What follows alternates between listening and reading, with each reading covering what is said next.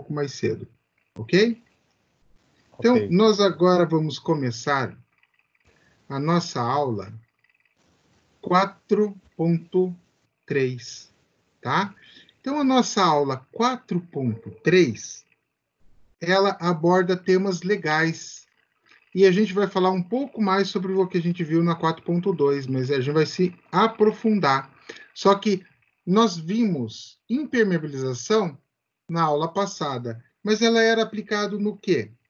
No telhado, né? Então agora a gente vai ver sobre impermeabilização, revestimentos e pinturas. É o que nós vamos abordar. Mas a impermeabilização não é somente agora restrita ao telhado. A gente vai falar de impermeabilização em linhas gerais, ok? Então, se a gente for olhar a nossa estrutura de impermeabilização, tudo que a gente faz relativo à impermeabilização, o próprio nome diz, impermeabilizar, ou seja, você vai bloquear para não deixar a passagem da água, que a passagem da água ocorra na tua estrutura. Este é o teu objetivo, tá? Esse é o teu objetivo. Então, e quem fala? Quem manda? Quem dá as ordens para nós? Quem define todas as regras de como é feito e como deve ser feito é a nossa NBR, tá? 15575. Ela que define a impermeabilização. Olha que coisa mais linda, mais cheia de graça, né? Então, o que aconteceu aí neste caso? Primeiro, a gente tem que olhar uma propriedade da água. Qual propriedade? Higroscopicidade. O que é isso, professor? Nome feio. Não o nome pode ser até feio, mas não é tão complicado de entender. A higroscopicidade é o quê? É a propriedade da água que ela faz ela subir além ela consegue subir na parede além do ponto onde está sendo umedecido. Eu tenho água, por exemplo, aqui nesse nível, ela consegue vir até aqui. Tá? Nitidamente aqui a gente vê o quê? Olha, tá vendo essa faixa? Daí eu tenho essa outra faixa acima. Até aqui foi feita uma camada de impermeabilização. E você vê bem a faixa divisória. E a parte de cima não foi feita nada de impermeabilização. Do lado externo está infiltrando água. Tem algum problema nessa parede do lado externo que está fazendo a infiltração e a água vindo para dentro. Ah, professor, mas como assim? Vamos analisar?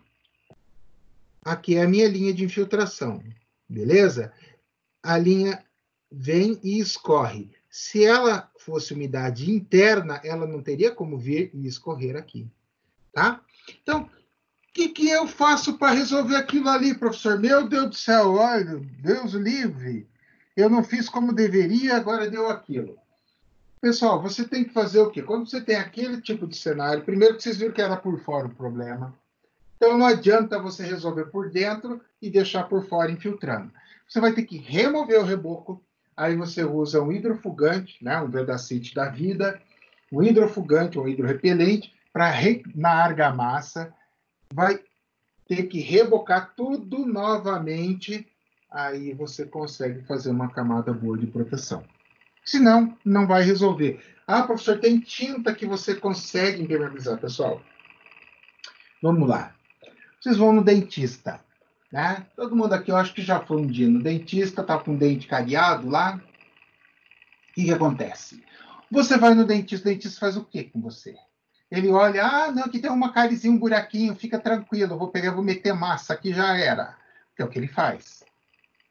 Não, professor, ele faz uma resina, não sei o quê. Não, pessoal, é massa cimentícia, é mesma coisa, ok? Então, ele vai lá e puf. Resolveu? Não.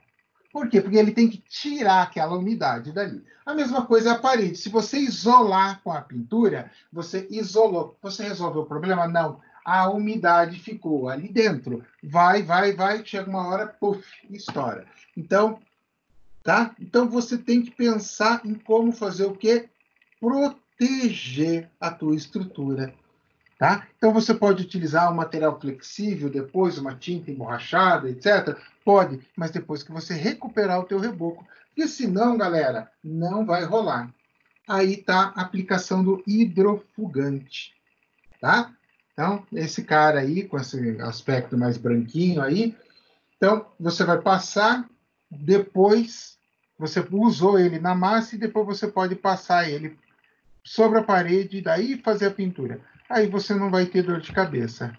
Você tem impermeabilização líquida também? Tem. Essa aí é uma impermeabilização com hidrofugante, né? Mistura líquida. Mas veja, pessoal, ela não é para uso externo, do, por exemplo, numa cobertura. Ela não é recomendada para isso, tá? Por quê? Porque ela não tem uma propriedade fundamental que a manta asfáltica tem. A manta asfáltica vai fazer um stick e puxa, legal lá em cima. E essa daí não é a dela. Stick e puxa com ela, ela quebra, ela craquela, ela rompe. Como assim stick e puxa? Eu não entendi nada, professor. Então tá bom. Dever de casa, sobe no telhado, vai lá. Ah, professor, mora em apartamento, tem problema, vai lá no, na laje lá em cima, cobertura, e veja qual a temperatura que está agora. E amanhã ao meio-dia vai lá e mede de novo. Entendeu, né? Ou seja, eu tenho uma dilatação, uma variação térmica que me gera uma dilatação térmica brutal. Este material não foi projetado para isso, tá? Ele vai romper. Para isso aí você tem a impermeabilização flexível que a gente falou anteriormente. Tá? Aí essa é possível. Inclusive, eu já vi a combinação dessas aí. É, e funciona, tá, pessoal? Você pode até assim, professor, mas dá certo esse negócio? Não é meio louco demais? Não, funciona. Tá? O povo vai lá e usa a manta asfáltica líquida e depois dela bem seca naturalmente, eles usam essa daí flexível. Por causa, no elastômero ela vai proteger bem. Por quê? A manta asfáltica não é recomendável que ela fique exposta ao sol. Se ela ficar exposta ao sol, é 10 anos no máximo e ela já era. Perde a manta, tem que trocar. Tá? Então, as membranas elas podem ser moldadas no local, que é o caso ali. Você pode usar, né, polimérica, as elastômeras, acrílicas, enfim, você tem N forma de fazer isso, tá? Então você tem que escolher qual é o teu melhor sistema de impermeabilização, mas baseado em quê? Custo, a vida útil, garantia, resistência, né? Como é que vai ser? Como assim, professor? Claro, pessoal, não existe almoço grátis. O teu sistema, quanto mais moderno o teu sistema for de impermeabilização, mais caro ele vai ser. Certo? A questão de saber aplicar. Nem todo mundo sabe a forma correta de aplicar. Manta asfáltica é uma coisa muito traiçoeira. Qualquer louco acha que posso. Não, eu pego um bujãozinho de gás ali e tal, e passo aqui ali o maçarico e ela vai dando uma amolecida e eu vou grudando ela aqui. Não é assim, tá? Tem toda uma técnica, um trabalho. Se você errar a mão, você danifica a manta, ok? Então, você tem que analisar. Vai ter que analisar, vai ter que ver preço, para ver qual é a tua melhor solução. Mas uma coisa eu te digo, por exemplo, ralos, né? Calhas, etc. Olha só, esta aqui, nitidamente, ela foi utilizada no hidrofugante. E agora está sendo aplicada a manta líquida. Tá? Então, essa manta líquida, ela tem uma durabilidade boa? Tem, mas repare na foto que foi usada primeiro o quê? Um hidrofugante. Não é ela sozinha. Por isso que eu respondi anteriormente. Ela não vai ter durabilidade. Se você fizer como está aí ela tem durabilidade. Tá? Você precisa necessariamente a combinação dos produtos. E aqui está a manta asfáltica novamente. Veja o trabalho que dá. E o que o cara está fazendo aqui? Ele tem que subir e fazer quase como um rodapé, embutir uma parte na parede, para que ela não fique este canto. Se você fizer a manta até aqui, você deixa um canto bem legal e fala, vem água, entra aí. A água, ó, não precisa convidar 2 vezes, ela vai mesmo, tá? Então, repare que ele usa fogo para ir moldando, é um trabalho legal. E qual que é o problema? Olha como é que tem que ser feito um ralo, tá? Como assim, professor? Claro, o ralo é o ponto frágil da tua manta asfáltica. Fez errado, você paga caro.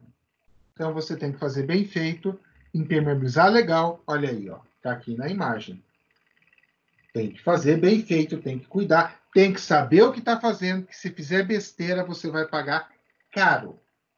Vai te dar uma infiltração, uma dor de cabeça, você vai ter que, quando for fazer o reparo, você tem que tirar um pedaço grande aqui, ó. Eu tenho que fazer, por exemplo, um quadrado aqui, ó.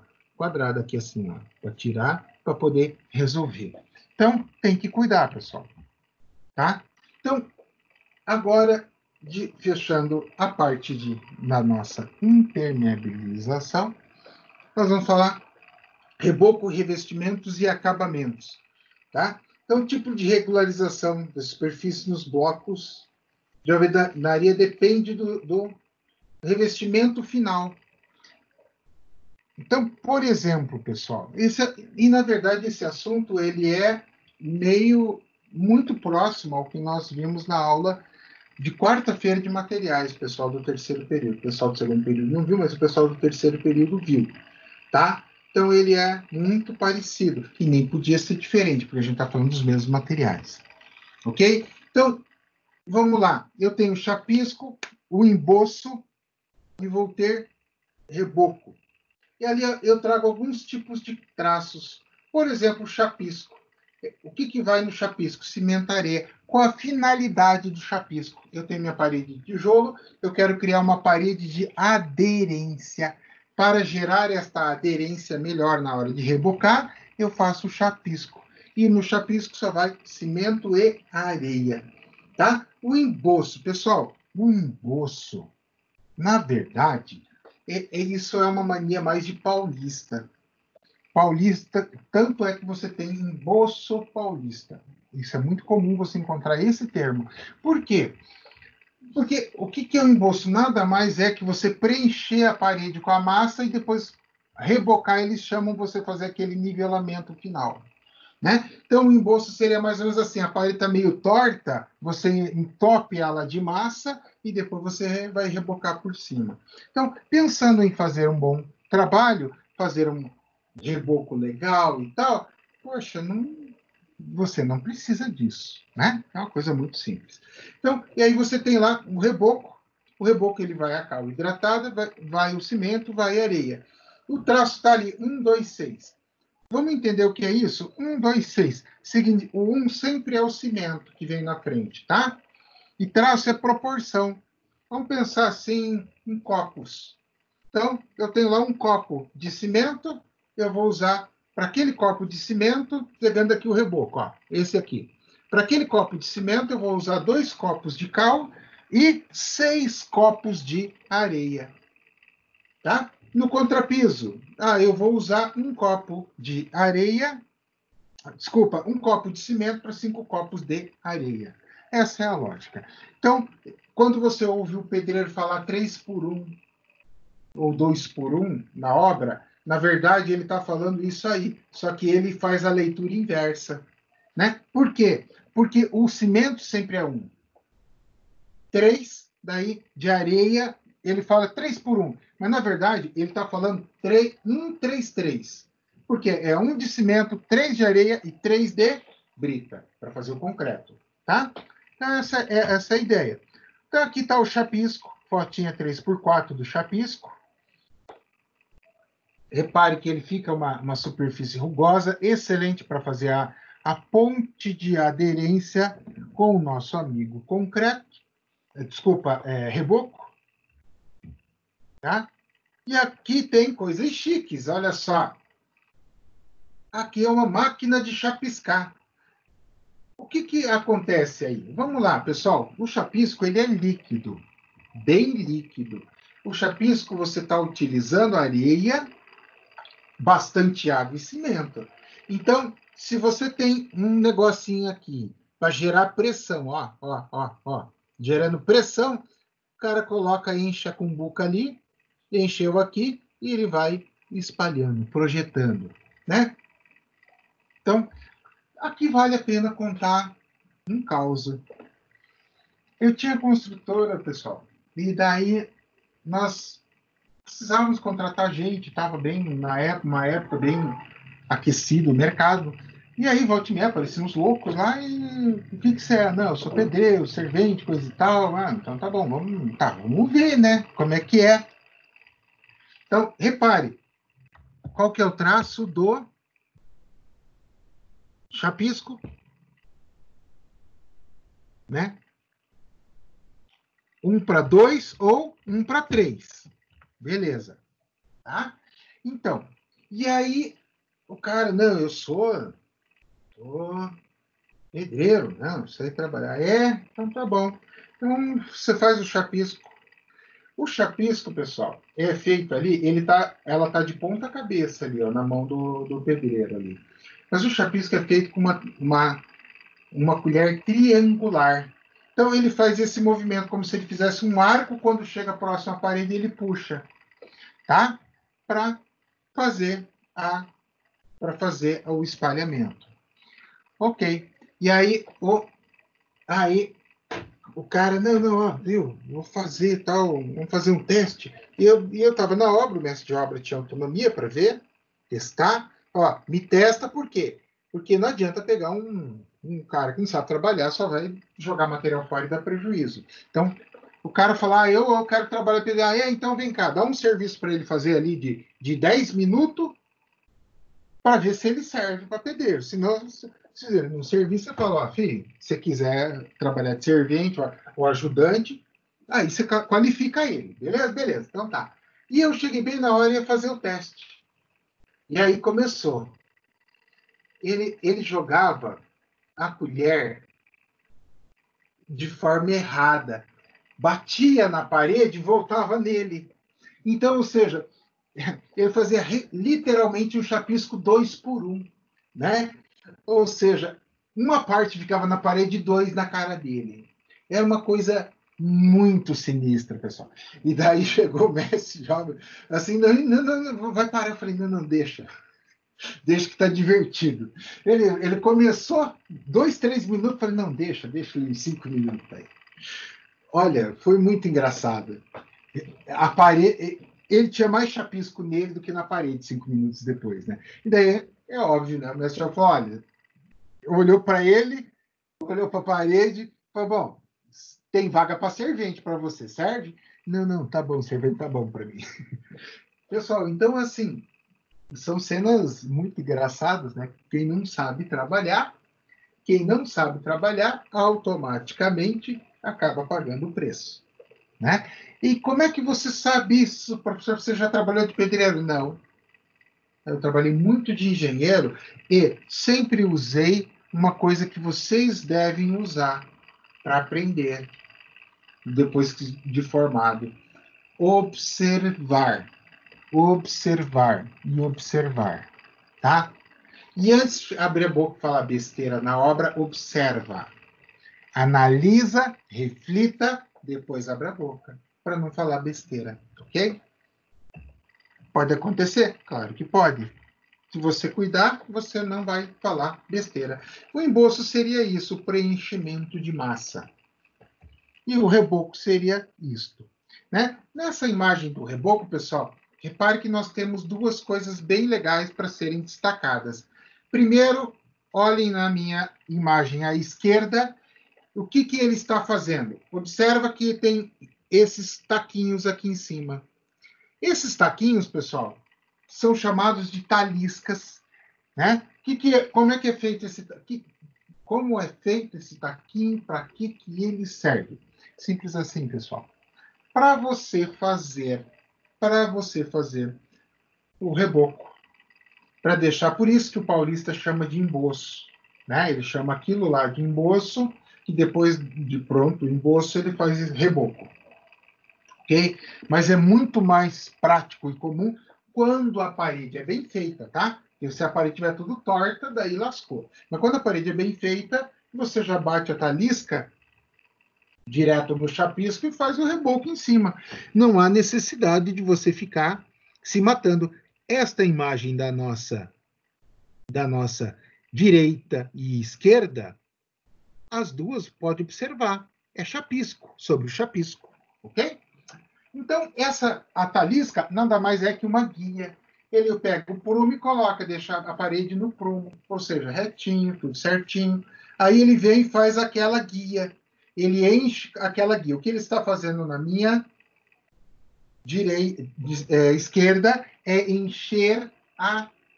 enchendo a guia, tá? Aí ele deixa secar ela. Ah, bem seco? Não, deixa secar, tal. Por quê? Para ele poder usar de apoio, olha agora na direita, a régua de alumínio, para que ele possa nivelar. Ele vem passando essa régua, fazendo um movimento como de zigue-zague, tá? E isso vem cortando o reboco. Observe que fica acumulado o reboco sobre a régua e ele vai batendo na caixa de massa, tá? E ele vai retirando o excesso. Olha lá, ó. Ó, o que ele está fazendo? Ele está conferindo com a régua de alumínio se a guia está correta. E ó, repare que ele vai fazer sobre quem? Direto sobre o chapisco. Ele não vai fazer sobre o emboço, tá? Então, olha só, aqui está uma talisca, aqui está outra talisca. Ele pegou e fez o quê? Encheu de massa e regou. Isso aqui é uma régua de alumínio perfeita, sem nenhuma deformação. É óbvio, né? Você pegar uma régua torta, você vai fazer parede como? Torta. Não é o objetivo. Aí preenche novamente de massa aqui, ó, as duas. Secou, secou. Ah, tá legal? Tá legal. Vou preencher esse meio e vou subindo a régua aqui, fazendo o meu reboco. Tem máquinas para rebocar? Tem máquinas para rebocar. Você tem que nivelar ela, colocar ela totalmente no prumo. Eu já vi uma máquina dessa. Funciona, funciona. Qual que é o senão que eu fiquei olhando? Foi dois. Primeiro, pessoal, vocês vão aprender isso na prática. Rebocar parede é fácil. O que é ruim de rebocar, então, professor? Laje. É um inferno, né? Por quê? Se você tiver muita umidade elevada, ela não segura. Eles falam, o pedreiro fala, ela não puxa. Ele está querendo dizer o seguinte, que ela não dá aderência, ela não cria aquela placa de aderência, né? Então, por quê? Óbvio, ela tem muita água, a água acaba fazendo com que ela descolhe. Ah, tá. Então, começa por aí. Segundo, olha como você está trabalhando. Você está trabalhando inclinado, com o pescoço torto, olhando para o teto. Uma posição diabólica de trabalhar, né? Então, não preciso dizer que é ruim, porque você já tem uma visão de que rebocar uma laje não é uma coisa agradável. Produção, que é o que me interessa e é o mais importante. A cada 1 metro na laje, eu vou fazer 3, 4, até 5 metros na parede. A máquina de rebocar faz só o quê? Parede, que é a parte fácil. E ela é boa para quê? Para paredes longas, paredes de grandes áreas, que é justamente o mais fácil, prático e rápido de rebocar. Então, pessoal, na minha visão, a máquina não apresenta um custo-benefício adequado. E ainda nessa foto tem uma coisa errada aí. Está faltando chapisco na parede, né? Deveriam ter feito o chapisco na parede antes de rebocar. E observa, aqui, ó, aqui, né? Aqui, ó, essa parte aqui, ó, aqui embaixo, tudo isso é na mão, para você dar o nível e o alinhamento da máquina. Então, não vejo grande vantagem nessa máquina, não, tá? E outra coisa, ela faz panos. O pano é isso aqui. Esse pano, eu não me lembro, pessoal. Eu vi ela trabalhando, mas é 70 ou 80 centímetros o pano, tá? Então, ó, aqui dá para ver bem, ó. Tá vendo, ó? Um pano. Então, o que acontece? Toda vez que ela diabólica termina um pano, você tem que mover ela para o próximo pano de laje. Olha que legal. E fazer todo o alinhamento de novo, né? E eu olhei aqui e falei, meu, eu não acredito num negócio desse, né? E eu fui, isso estava numa feira, e tal. E levei junto mestre de obra junto comigo, tal. Vamos lá na feira, vamos ver as máquinas, tem alguma coisa. Vai que a gente aprende alguma coisa nova, né? Tem alguma coisa legal. E realmente tinha muita coisa legal na feira, mas essa máquina nos chamou a atenção, a gente parou para olhar e aí a gente descobriu que isso era uma porcaria, tá? Não dá produtividade. Por exemplo, eu tenho um profissional ruim. Ó, vamos trabalhar com a máquina porque, né, talvez seja melhor. Mas o profissional tem que ser muito ruim. Eu tenho um profissional razoável, a máquina já ficou para trás. Eu tenho um bom profissional. Esquece porque a máquina ficou muito, muito, muito para trás. Tá? Então, espessura final do reboco, do embolso, contrapiso, tudo isso, pessoal, é controlado por taliscas, essas marcações. Então, todas essas marcações, como vocês viram ali, usa aquela régua de alumínio, ela determina bem certinho os níveis, né? Para que você faça uma coisa legal, tá? Então, aí, quando a gente passa para cerâmica, falar um pouco da parte de cerâmica. Afinal, a gente é reboco, revestimento, acabamentos, né? Então, agora faltou a gente falar dos nossos acabamentos, a parte cerâmica. Então, pessoal, a cerâmica, primeiro de tudo, como funciona? A cerâmica, ela é controlada, em termos de classificação, pelo, pelo, pela abrasão. Professor, abrasão? O contato, o atrito. Como assim? Vamos lá? Eu estou numa garagem, onde passam carros ali, entra carro, sai carro e tal, e eu estou numa sala de jantar. Evidentemente, o ambiente da garagem vai ter uma abrasão maior, um atrito maior. Vai ser mais castigado. Então, como é que é feito isso? Isso é feito, a classificação, por quanto resiste o quê? Vamos pensar no processo. Como é que eu fabrico uma cerâmica? Cerâmica é fabricada assim. Eu tenho a camada de barro, ok? Aí, aquela parte bonita da cerâmica se chama esmalte, tá? Aquela parte que brilha é o esmalte. E você tem, entre a cerâmica e o esmalte, você tem a parte de decoração. Por exemplo, eu quero a cerâmica preta, verde, amarela, cor-de-rosa, roxa. Aquilo é simplesmente uma massa com a pintura. É uma massa com a pintura, pessoal. Professor, mas eu vejo aquelas, tem umas assim, que tem umas flores bonitas demais e tal. Pessoal, nada mais é que processo de impressão sobre aquela camada de tinta que fica no meio do barro e do esmalte, e aí é colocada.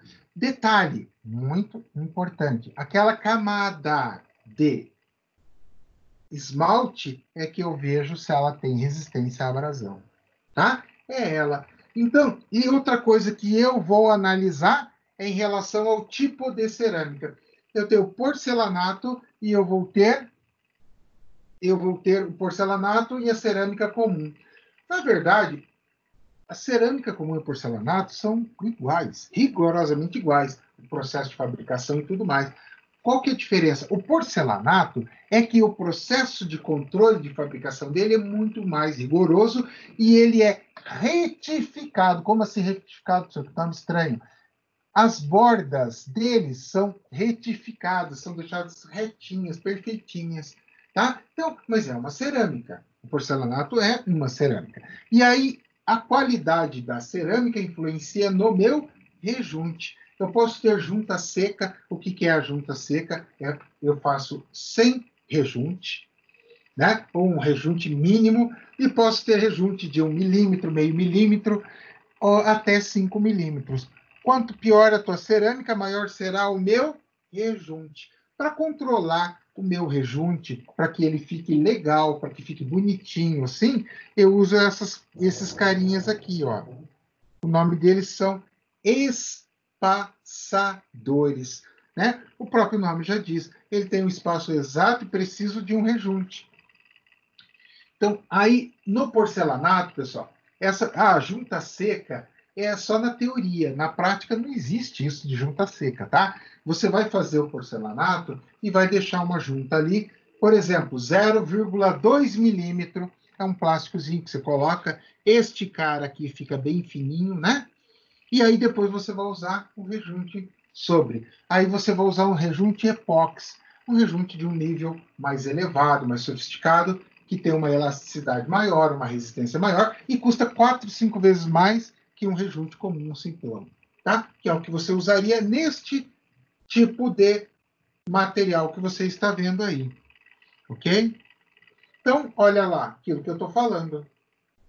Mas você tem menores, 3, 4, 5 milímetros, 2, né, 1,5 milímetro, 1 milímetro, mas você tem meio milímetro, tá?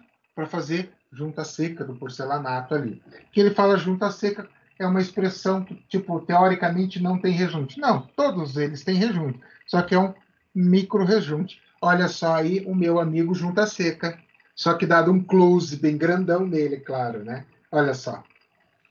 É legal, é top, mas eu consigo fazer isso se a minha cerâmica for boa, se ela for de qualidade. Se for porcaria, nem pensar. Então, pessoal, aí você vale uma observação sobre cerâmica muito importante quando você for escolher o teu tipo de cerâmica. O primeiro teste que você vai utilizar é olhar as bordas, encostar uma na outra para ver se elas são legais. Se ela não der um encaixe 100%, ela não é 100% retificada, não vai rolar fazer junta seca, como está aí na foto. Segundo passo, fundamental, não menos importante, você vira duas cerâmicas, uma de costas para a outra, e encosta elas. Se elas encostarem retinha, ficarem perfeitinha, sem nenhum desnível, show de bola, é uma cerâmica retificada de alto padrão, manda ver que vai ficar top. Se ela não tiver esta condição, sem chance de você fazer isso aí. Porque você vai ter dentes, sobressaltos entre a cerâmica assentada. Vai ficar uma coisa ridícula. Tá? Vai ficar um trabalho porco, um trabalho ruim, e vão achar que quem fez o trabalho ruim foi o pedreiro. Mas não é culpa dele. Você dá um material ruim e manda ele fazer uma junta seca, né? Claro que o pedreiro um pouco mais inteligente, ele já pega e fala para você, opa, aqui, essa junta seca, não vou fazer porque vai acontecer isso, porque aí ele pega e mostra para você. Coloca a cerâmica e testa e fala, ó, tá aí, tá vendo? Você quer me dar porcaria e quer me cobrar coisa boa? O cara que é bom, ele já pega na hora se o material dado a ele for ruim. Mas eu não consigo fazer a minha cerâmica ficar no piso ou na parede se eu não usar o quê? Uma argamassa. Tá? Então vocês já devem ter ouvido falar que isso é muito comum, né? Todo mundo gosta de falar AC3, AC3, AC3, né? Então o que é o AC3? Na verdade, pessoal, é só uma proporcionalidade, né, de material aderente, que eu vou ter mais. Então, eu tenho AC1, AC2 e AC3. Tá? AC1 é muito pouco usado, sendo bem sincero. O pessoal trabalha mais com AC2 e AC3. AC3 ele trabalha para parte externa, né? E AC2 na parte interna. Olha, pessoal, eu vou ser bem sério. Eu vejo assim o pessoal em banheiros usar AC3. E aí ele vai e fez AC3 em tudo. Então, não sei o quê. Aí chegou ali na sala, ele não precisaria fazer AC3. Mas ele acaba usando. Por quê? O custo é pequeno, varia pouco, pode ser usada na parte interna, claro que pode, tá? E ele tem uma qualidade de revestimento muito superior, porque ele cola mais. A aderência da argamassa C3 é maior, ok? Bom, dando sequência, e antes de dar sequência, eu vou perguntar se vocês têm alguma pergunta, né? A gente acabou de falar falamos bastante coisa sobre impermeabilização, falamos sobre, além da impermeabilização, falamos sobre revestimento de parede, a parte de reboco, depois a gente falou de revestimento cerâmico, os tipos, E agora a gente vai entrar em pintura, que é a parte final. E eu pergunto, alguma dúvida, pessoal? Querem fazer algum comentário? Deixar para o final?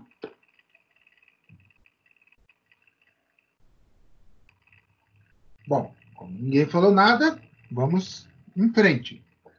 Pintura e entrega da obra, tá? Isso aqui é muito importante, pessoal. Tipo de tinta, eu vou ter as minhas tintas, esmalte, vernizes, né? Quando eu estou trabalhando com madeira, você tem uma nomenclatura especial chamada verniz naval.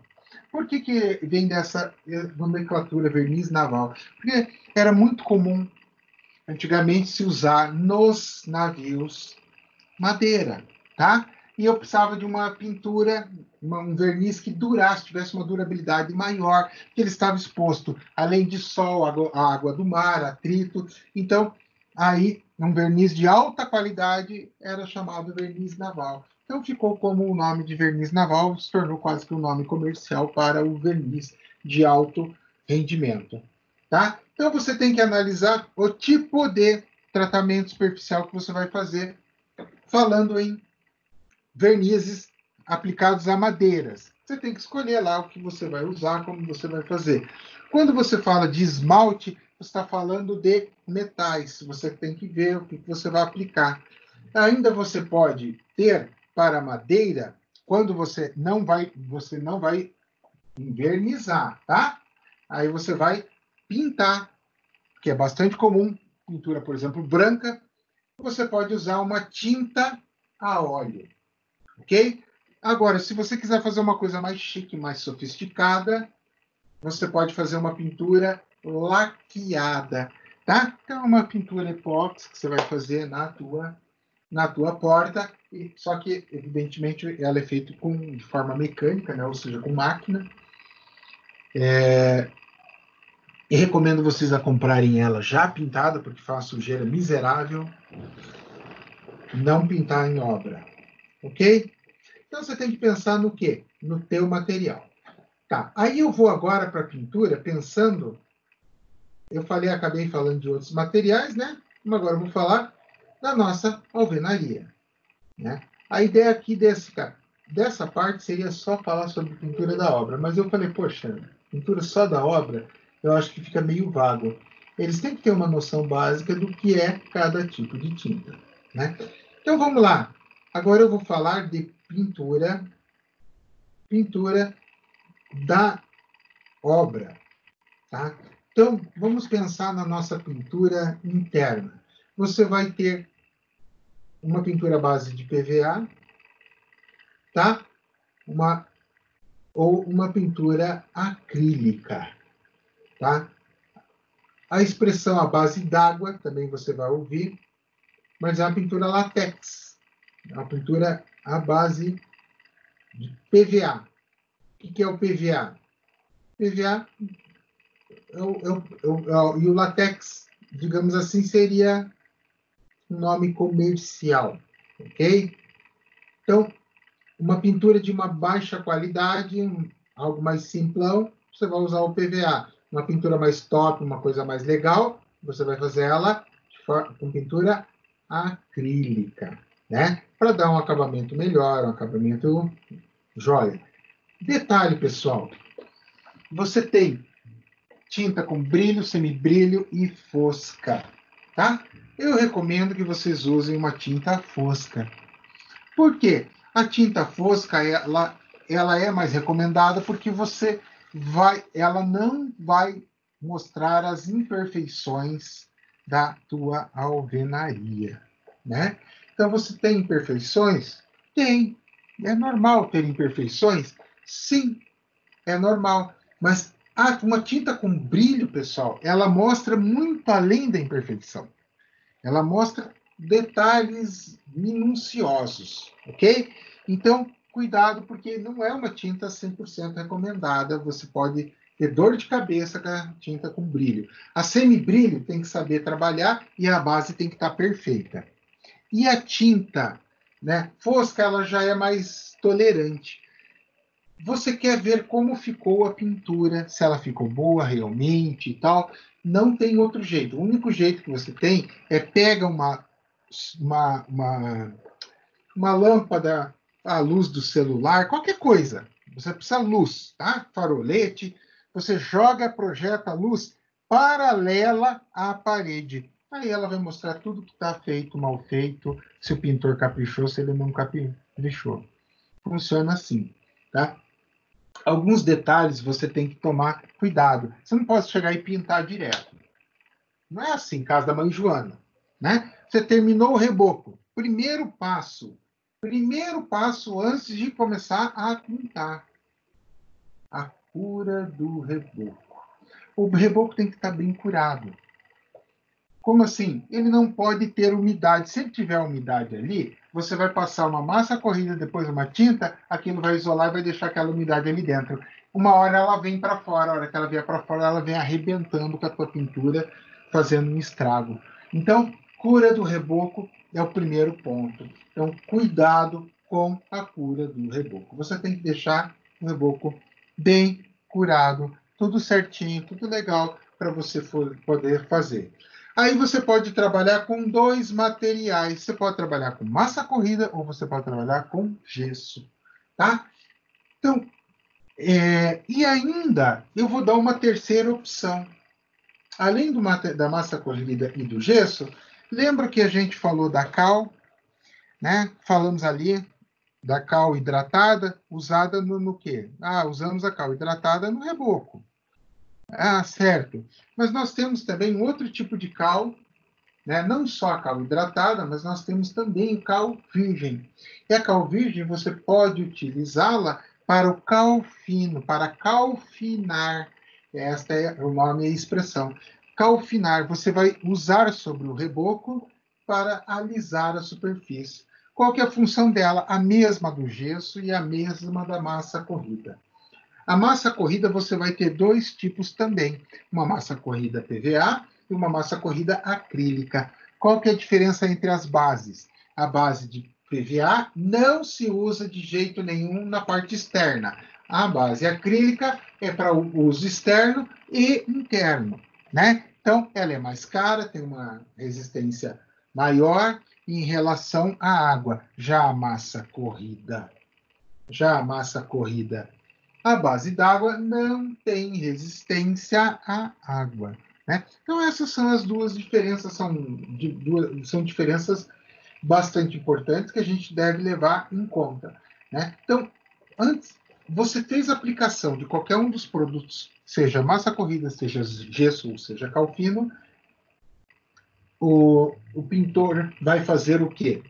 O nivelamento com a desempenadeira e depois ele vai lixar a superfície para dar o acabamento, para que ela fique com um bom acabamento, fique um acabamento legal, né? E aí, o que você deve fazer?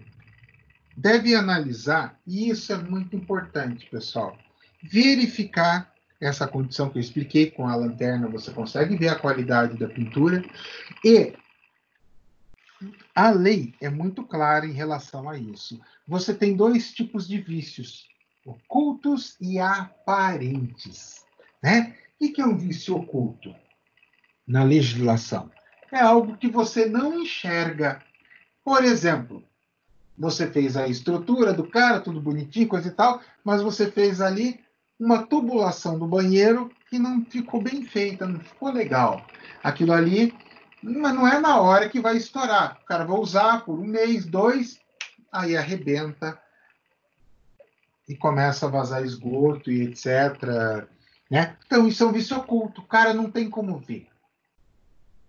E um vício aparente é um defeito na tua pintura, é um defeito externo que você vai olhar, vai ver, e aí o cliente pode contestar ou não. Como que eu recomendo um checklist? Faça junto com o cliente. Por quê? Vai lá e faz a mudança. Fez a mudança, o cara pega e acaba danificando uma parede. E tira foto de tudo, tá? Não custa. O cara fez a mudança. Aí ele pegou na mudança, deu aquela paulada na parede, ou sujou, manchou, qualquer coisa assim. E danificou a pintura. E aí ele vai fazer o quê? Vai vir cobrar de você, né? E assim, pessoal, e o cliente não esquece, é um ser humano. E pensa num bicho ruim, é o tal do ser humano. Não existe, olha, bicho pior que ser humano. O que acontece? Fez coisa errada, ele vai tentar pôr a culpa sempre em você. Eu vou dar um exemplo muito claro. Eu trabalhava com piso laminado, tinha lá para oferecer para os meus clientes e trabalhava com piso laminado da Duraflor, que é uma marca excelente. Tem Eucatex e Duraflor, as duas marcas dominantes do mercado, né? A Duraflor é muito superior e é bem mais cara, mas eu trabalhava com ele para não me incomodar. E eu trabalhava com um técnico autorizado, registrado da própria Duraflor. Por quê? Porque se você faz tudo certinho, bonitinho, como os caras mandam no figurino ali, e cuida do material, tem garantia de 10, 15, 20 anos, sei lá. Uns 10 anos, pelo menos, tem de garantia aquele piso. Eu falei, não, beleza, trabalho com esse negócio aqui que é para me incomodar menos, né? E aí, tá. Daí fiz lá a casa, cara, tal, coloquei, né? Ele fez sala, cozinha, tudo. E aí, quando termina a instalação do piso, o próprio técnico da Duraflor faz o checklist, porque ele está entregando o piso, é responsabilidade dele. E pós-checklist, ele faz o quê? Para ter o termo de garantia, dá toda a orientação de uso. Uma das primeiras coisas que ele vai te falar e está escrito no papel e no termo que o cliente assina, não jogarás água no carpê de madeira, e nem usarás produto químico, né? Que possa danificar. É uma lógica. O que é aquilo ali? É PVC, é material plástico, evidentemente, produto químico vai reagir. Pronto, beleza. Entregou lá, tal. O cliente mudou, a gente entregou a nossa parte, conferiu pintura, tudo mais. Ah, não deu uma semana, ligou, desesperado, mulher, não, porque vocês instalaram porcaria, colocaram porcaria aqui na minha casa, porque não sei o quê, porque eu vou no Procon, porque não sei o quê. Não, calma, dona, vamos ver o que aconteceu. Não, o piso está tudo estragado. Não, calma lá, beleza? Vamos lá ver o piso. Chega lá, o piso está virado no saci. Tudo arrebitado, levantado, tudo mais. Pensa numa tragédia que estava aquele piso. Ok. Aí foi lá, né, técnico da Duraflor, que me chamou o cara, falou, meu, vai lá e veja lá, resolve lá. Eu contratei você para não me incomodar. Não, não, fica tranquilo, pode deixar aqui. Vamos lá ver o que aconteceu. Aí ele foi lá, falou com a mulher, e olhou e tal, e falou, foi usado água e produto químico. Não, que não, foi limpado com pano úmido, como foi orientado. Ele, não, foi jogado água. Não, não sei o quê. Não, então tá bom. Ela pegou a serra e cortou. No meio da sala. Pam, tirou um pedaço do piso.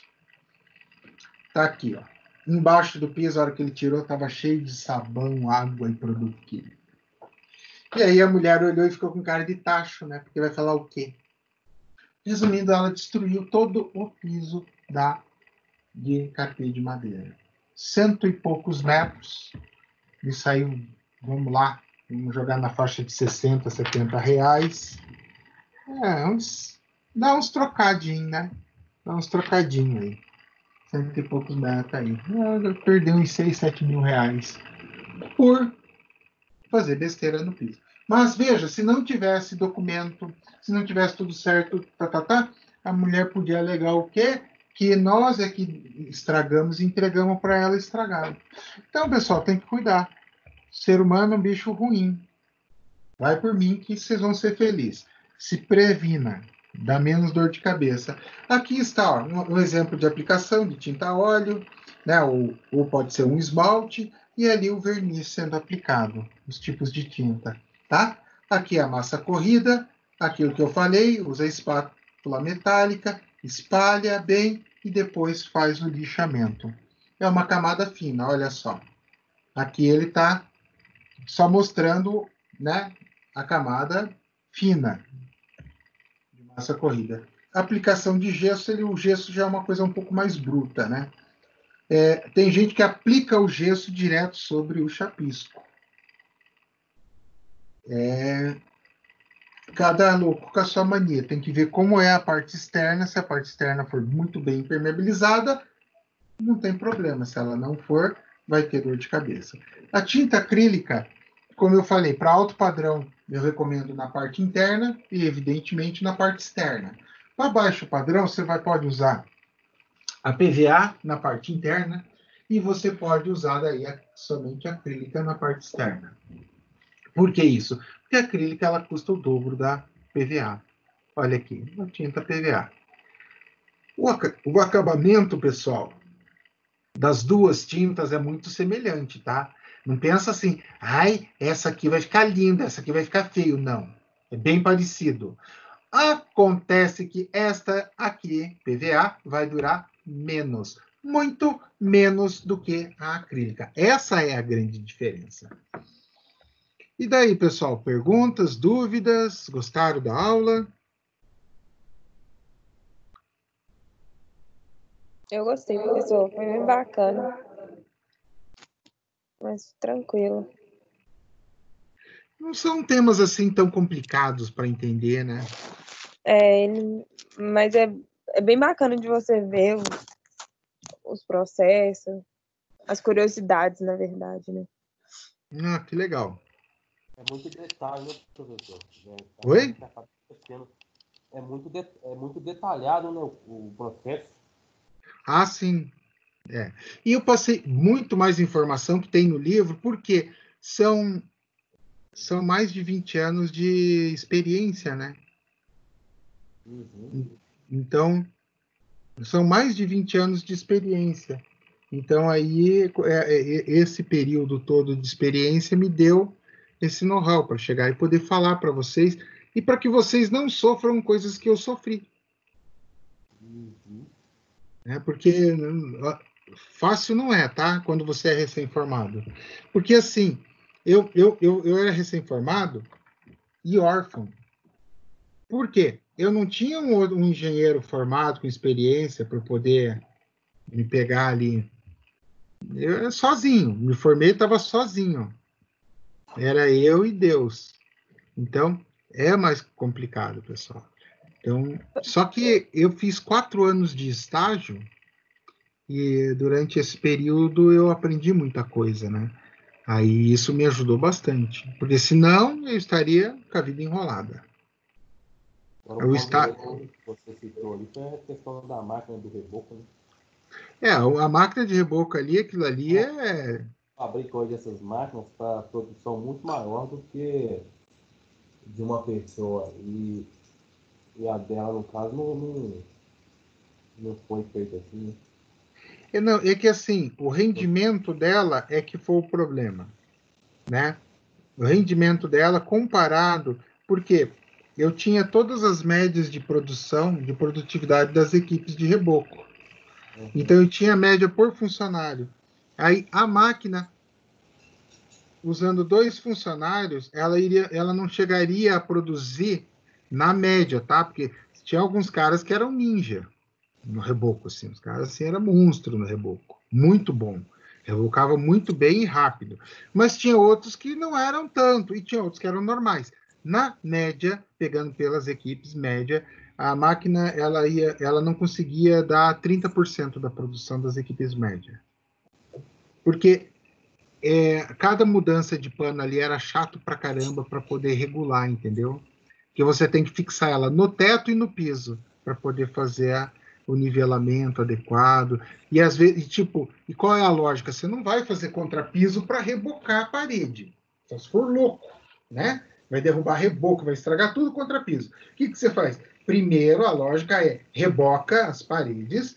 Depois de rebocar as paredes, você vai fazer contrapiso.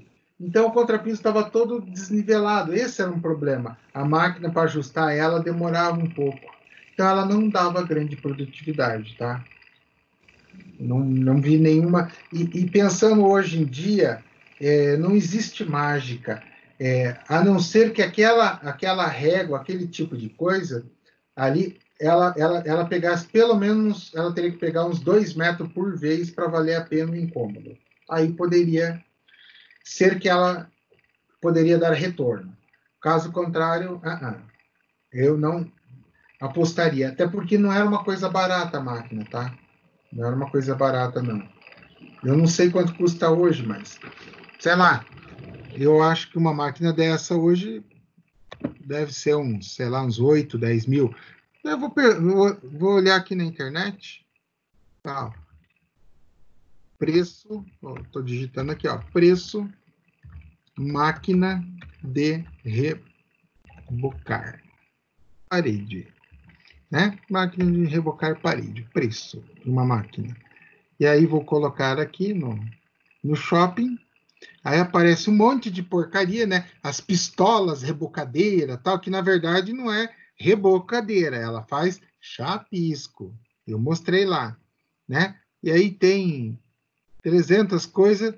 Daí tem projetor de argamassa, que é uma outra coisa, né? Mas o projetor de argamassa que ele projeta argamassa, daí depois você ele faz tipo como se fosse um emboço, mas custa 100 mil reais, né? E a máquina aqui eu não estou achando a máquina, não. Então, eu não estou achando aqui a máquina. Só os projetores de argamassa custam 100 mil reais. Então, é muito caro. Então, o projetor eu já vi funcionando e ele dá um retorno razoável, né? Você tem que ter muito volume para poder compensar. Só que 100 mil é dinheiro, né? Então, mas não estou achando aqui. Mas a máquina não custa menos que isso, não, tá? É uns 10 mil, em torno de 10 mil que você vai gastar para poder comprar uma máquina dessa de rebocar. Então, disso aí, se não for mais. Eu não achei o preço dela aqui, não. Bom, pessoal, essa foi a nossa aula, né? 4.3, a nossa última aula. Eu espero que vocês tenham gostado da disciplina de tecnologia das construções e que tenham aprendido um pouco sobre a profissão, sobre a engenharia. Aí semana que vem não tem aula? Não. Não, porque a gente já está entrando nas provas, né? Então agora só no dia da prova.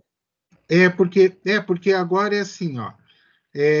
De 4 até 4, começa no 4, daí, ó, 4, 5, né? E vai.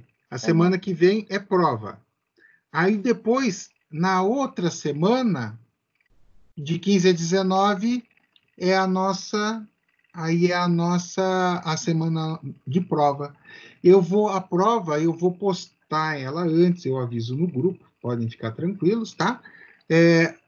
Uma semana antes eu libero a prova para vocês. Provavelmente eu vou liberar semana que vem, eu já estou fazendo a liberação da prova, para vocês terem tempo para fazer a prova com bastante calma.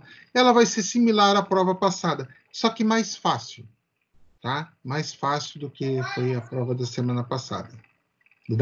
Desculpa, a oficial 1. Né? Vai ser mais fácil. Tanto que a parcial eu já... Hã? Vai ser mais fácil? Vai ser mais fácil. É porque a prova passada, a questão, as últimas questões, a 9 e a 10, deu um pouco mais de trabalho, né? Não, teve, na verdade, a 6, a 9 e a 10, né? Porque a 6 era de fundações, vocês tiveram que fazer a alocação de uma fundação. A 9 e a 10, vocês tiveram que pegar e fazer a locação, todo o trabalho de locação da planta, né? Então, vai ser mais simples isso. E se vocês olharem no livro, 4.3 é a última sessão do livro. Fechou o nosso livro. Então, quer ver? Eu vou pegar o livro aqui, ó, de tecnologia. E vamos lá, eu não sei, semestre que vem, eu não sei o que vem de matéria para vocês, mas a lógica seria vir tecnologia 2, né? Então, olha só, eu estou mostrando o livro aqui, ó. Então, capítulo 1, o cliente, esse a gente viu em sala, né? Depois implantação, canteiro de obra, esse a gente começou a ver em sala. Aí fundações, elementos estruturais, alvenaria, elementos de vedação, aí instalações elétricas e prediais, que foi a aula passada que a gente viu, e aí nós vimos hoje cobertura na 4.2 e impermeabilização e revestimento e pintura na 4.3. Muito bom, então. Bom, espero que vocês tenham gostado. Se ficar qualquer dúvida, podem me procurar, tá? E eu acredito que a gente se vê semestre que vem. Vamos continuar falando de engenharia. Não sei qual será o tema. Vocês têm geologia. Nossa, vocês têm um monte de. Vocês estão começando, né? Tem geologia. Eu estou falando o que o pessoal já teve, tá? Do pessoal que está no quinto e sexto. Geologia, solos 1, solos 2, tecnologia 2, resistência. Tem bastante matéria para vocês verem aí a partir do semestre que vem. Provavelmente a gente vai estar junto de novo, pessoal. Bom fim de semana a todos. Muito obrigada, viu, professor? Muito boa a matéria, a explicação. Muito bacana. Obrigada pela atenção.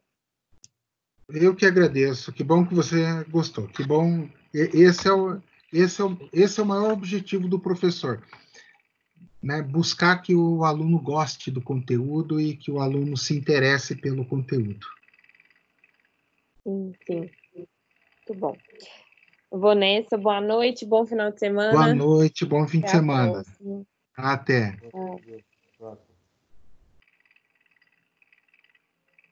Boa noite a todos. Boa noite.